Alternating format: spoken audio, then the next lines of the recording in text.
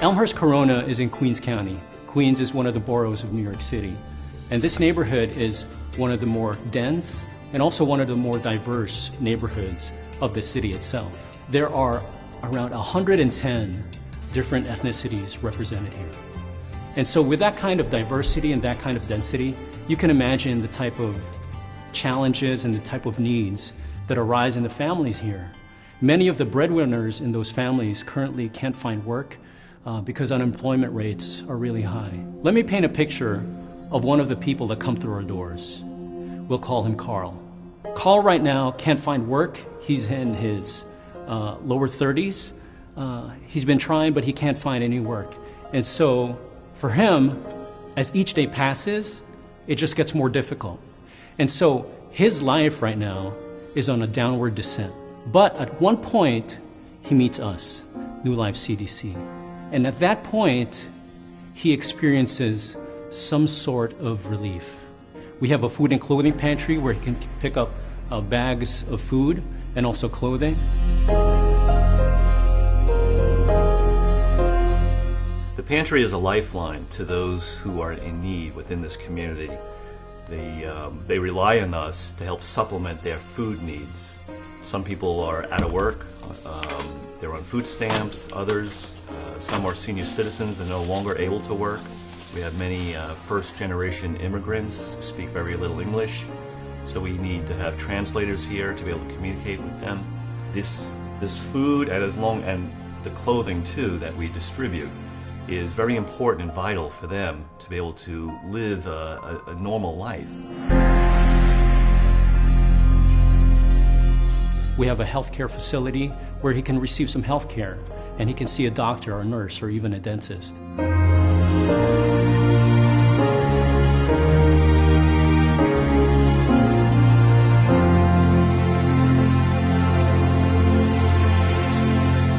For folks who do not see a doctor regularly, to come in and have their blood pressure checked, check for diabetes, do a glucose test for cholesterol. These are general health screenings that allow people to know, do they have a problem, do they need to see a physician, do they need to get to the hospital. It's amazing people who come to us who really are on the verge of a heart attack or a stroke, and we're able to get them just in time. So those health screenings really can keep people, from a preventative standpoint, from having major issues down the road.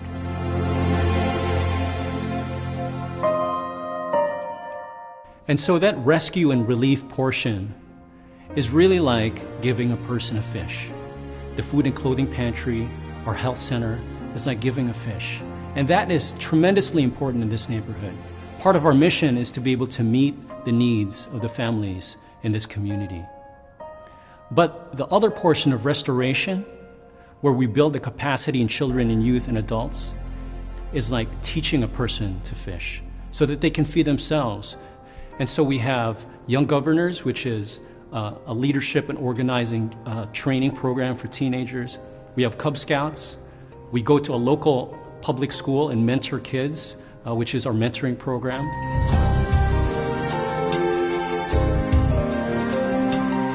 The district that we're in Queens, it's very overcrowded. The kids don't really have that attention from their teachers because the teachers have so many kids in their classroom, and it just makes it harder for the students that maybe are struggling in a particular subject to get that individualized attention. So this mentoring program started with the goal of helping these kids and having that one-on-one attention, so that if there is a certain subject that they're struggling with, they can work with us and we can give them that one-on-one help.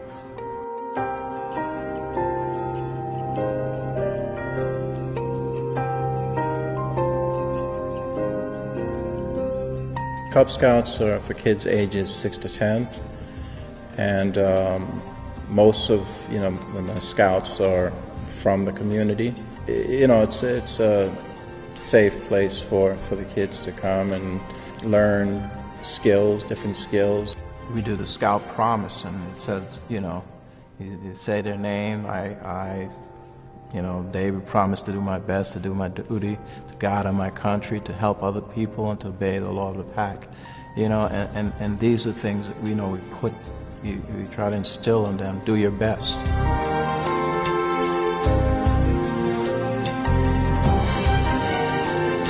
Young Governors is a program that trains the youth to become community organizers, and our goal is to better our community, which is Elmhurst, and we address the issues the community wants to be solved. Being in this program, now it gives me the confidence to actually go out and change something that I don't like, or something that I feel needs to be improved in our community. So after that restoration portion, at some point, he begins to gain independence, or he begins to fish on his own. And what's exciting is, as he fishes on his own, he is now able to give fish to others. He may meet somebody like himself, another Carl, if you will. And so he's able to help that person on a downward descent, able to give a fish and help him deal with the hardship that he's experiencing. And then the cycle of good continues. So here's the invitation. Help us make an impact. You can volunteer your hours, volunteer your talents, your God-given abilities, and you can also give us financial gifts so that we can continue this work and affect the lives, thousands of lives, of the people in this community and also beyond.